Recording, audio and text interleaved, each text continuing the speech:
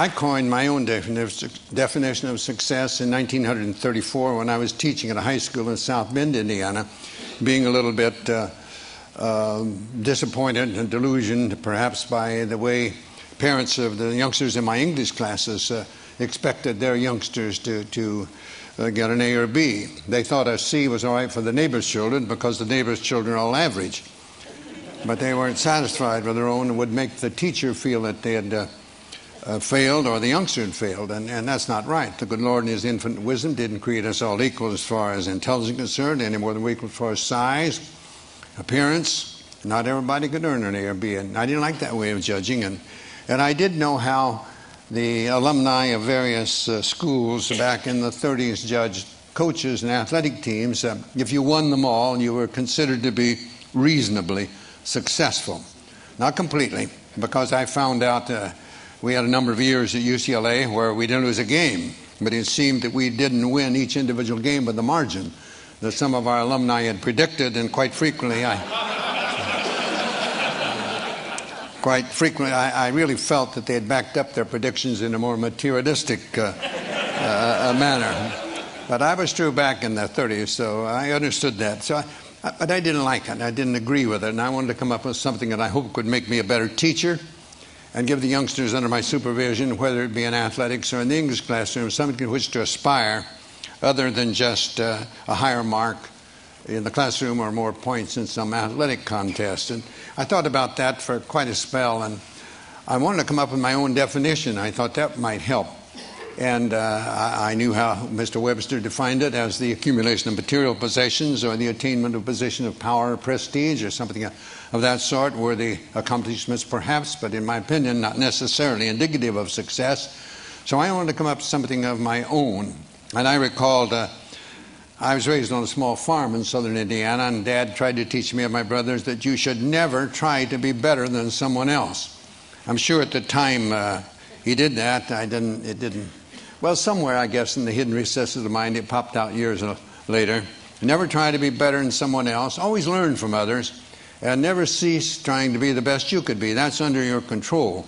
And if you get too engrossed and involved and concerned in regard to the things over which you have no control, it will adversely affect the things over which you have control. Then I ran across a simple verse that said, "At God's footstool to confess, a poor soul knelt and bowed his head. I failed," he cried. "The Master said, thou didst thy best." That is success. From those things, and one other perhaps, I coined my own definition of success, which is peace of mind, attained only through self-satisfaction in knowing you made the effort to do the best of which you're capable. I believe that's true. If you make the effort to do the best of which you're capable, trying to improve the situation that exists for you, I think that's success, and I don't think others can judge that. I think it's like character and reputation. Your reputation is what you're perceived to be. Your character is what you really are, and I think the character is much more important than what you are perceived to be. You'd hope they'd both be good, but they don't necessarily be the same. Well, that was my idea of what I was going to try to get across to the youngsters. I ran across other things. I love to teach, and it was mentioned by the previous speaker that I enjoy poetry, and I dabble in it a bit and love it. And there are some things that help me, I think, be better than I would have been. I know I'm not what I ought to be and not what I should be, but I think I'm better than I would have been if I hadn't run across certain things. And one was just a little verse that said, no written word, no spoken plea can teach our youth what they should be, nor all the books on all the shelves is what the teachers are themselves. That made an impression on me in the 1930s, and I tried to use that more or less in my teaching, whether it be in sports or whether it be in the English classroom. And I love poetry and always had an interest in that, and somehow, and maybe it's because Dad used to read to us at night with a coal oil lamp. We didn't have electricity in our farm home, and Dad would read poetry to us, so I always liked it. And about the same time that I ran across this one verse, I ran across another one that someone asked a lady teacher why she taught, and she, after some time, she said she wanted to think about that, and then she came up and said, "They ask me why I teach, and I reply, where could I find such splendid company? There sits a statesman, strong, unbiased, wise, another later Webster, silver-tongued. A doctor sits beside him whose quick, steady hand may mend a bone or stem the lifeblood's flow. And there a builder, upward rise the arch of that church he builds, wherein that minister may speak the word of God and lead a stumbling soul to touch the Christ. And all about a gathering of teachers, farmers, merchants, laborers, those who work and vote and build and plan and pray into a great tomorrow. And I may say, I may not see the church or hear the word or eat the food their hands may grow, but yet again I may. And later I may say, I knew him once, and he was weak or strong or bold or proud or gay. I knew him once, but then he was a boy. They ask me why I teach, and I reply, where could I find such splendid company? And I believe the teaching profession, it's true, you have so many youngsters, and I got to think of my youngsters at UCLA, 30-some attorneys, 11 dentists, 10 doctors, many teachers in other professions. And that gives you a great deal of pleasure to see them go on. I always tried to make the youngsters feel that they're there to get an education, number one. Basketball was second because it's paying their way. And they do need a little time for social activities, but you let social activities take a little precedence over the other two, and you're not going to have any very long. So that was the ideas that I tried to get across to the youngsters under my supervision. I had 3 rules pretty much that I stuck with practically all the time. I'd learned these prior to coming to UCLA, and I decided they were very important. One was never be late. Never be late. Later on, I said certain things that I had the players, if we're leaving someone, they had to be neat and clean. There was a time when I made them wear jackets and shirts and ties, and then I saw our chancellor coming to school in denims and turtlenecks, and I thought it was a little not right for me to keep this other, so I let them they had to be neat and clean. And I had one of my greatest players that you probably heard of, Bill Walton. He came and gets the bus. We were leaving for somewhere and to play, and he wasn't clean and neat, so I wouldn't let him go. He couldn't get on the bus. He had to go home and get cleaned up to get to the airport if he could. So I was a stickler for that. I believed in that. I believe in time, very important. I believe we should be on time, but I felt the practices, for example, we start on time, we close on time. The youngsters didn't have to feel that we're going to keep them over. When I speak at coaching clinics, I often tell young coaches, in the coaching clinics, more or less, they'll be the younger coaches getting in the profession, and most of them are young, you know, and probably newly married.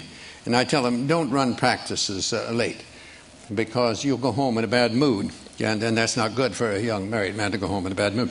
When you get older, it doesn't make any difference. But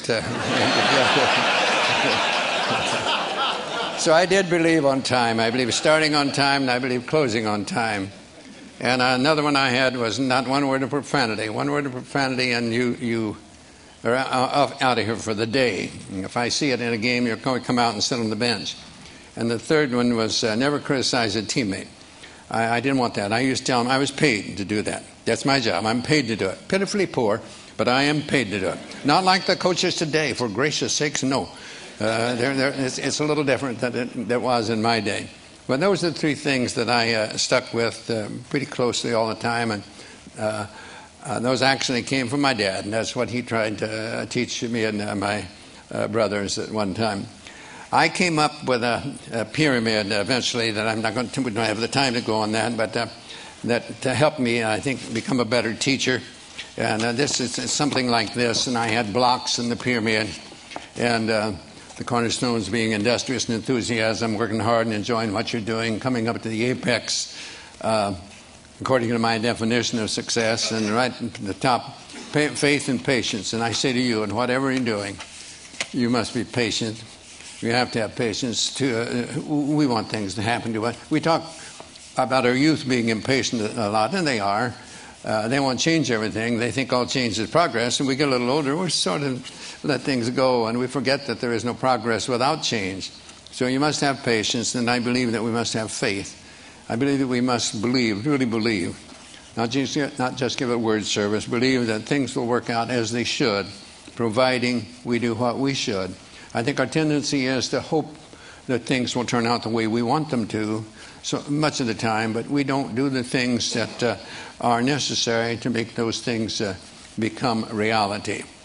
I worked on this for some 14 years, and I think it helped me become a better teacher, but it all evolved around that original definition of success. You know, a number of years ago, there was a Major League Baseball umpire by the name of George Moriarty, and he spelled Moriarty with only one I. I'd never seen that before, but he did. And big league baseball players, they're very perceptive about those things, and they noticed he had only one I in his name. And you'd be surprised how many also told him that that was one more than he had in his head at various times. But he wrote something that I think he did what I tried to do in this pyramid. He called it the road ahead or the road behind. And he said, sometimes I think the fates must grin as we denounce them and insist the only reason we can't win is the fates themselves have missed. Yet there lives on the ancient claim, we win or lose within ourselves. The shining trophies on our shelves can never win tomorrow's game. You and I know deeper down there's always a chance to win the crown, but when we fail to give our best, we simply haven't met the test of giving all and saving none until the game is really won, of showing what is meant by grit, of playing through and others quit, of playing through and not letting up, it's bearing down that wins the cup, of dreaming there's a goal ahead, of hoping when our dreams are dead, of praying when our hopes have fled, yet losing, not afraid to fall, if bravely we have given all, for who can ask more of a man than giving all within his span? Giving all, it seems to me, is not so far from victory. And so the fates are seldom wrong. No matter how they twist and wind, it's you and I who make our fates. We open up or close the gates on the road ahead or the road behind. Reminds me of another set of threes that my dad tried to get across to us. Don't whine, don't complain, don't make excuses. You get out there and whatever you're doing, do it to the best of your ability.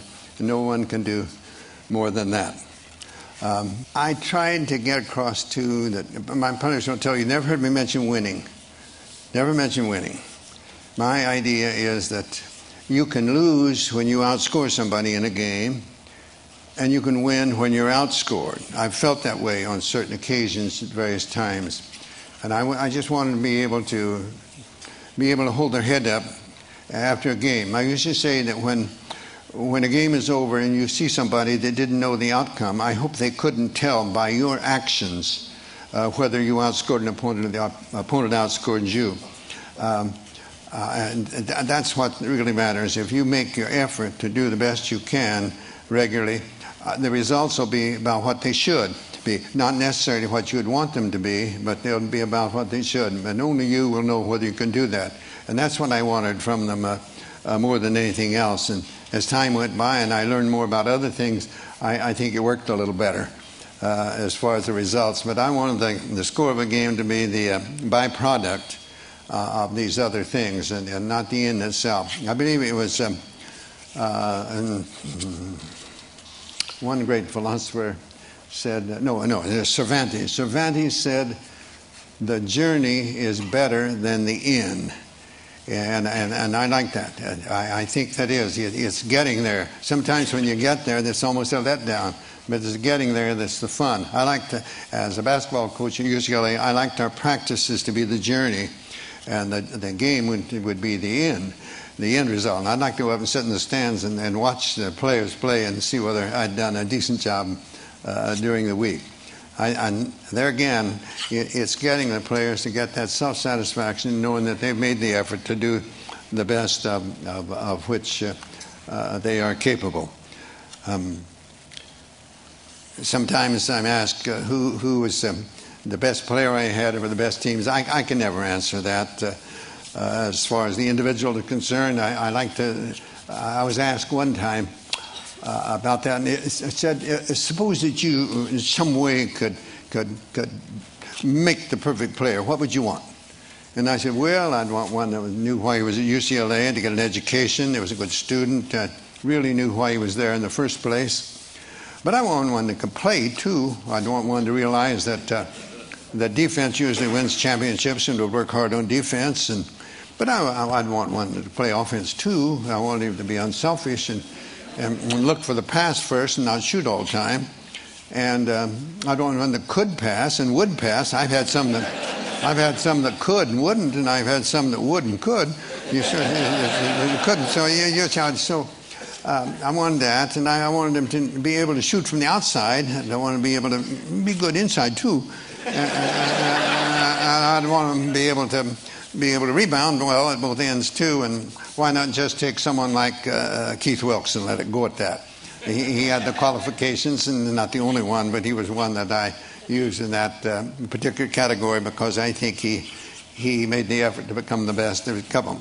I mentioned in my book, They Call Me Coach, that two players that gave me great satisfaction, and it came as close as I think anyone I ever had to reach their full potential. One was Conrad Burke, and one was Doug McIntosh. When I saw them as freshmen on our freshman team, we didn't have freshmen, couldn't play varsity when I taught, and I thought, oh gracious, if these two players, either one of them, they're different years, but I thought about each one of them at the time he was there. Oh, if he ever makes the varsity, our varsity must be pretty miserable if he's good enough to make it. And you know, one of them was a starting player for a season and a half, and the other one was his next year. He played 32 minutes in a national championship game, did a tremendous for us. And the next year he was a starting player on the national championship team. And here I thought he'd never play a minute when it was.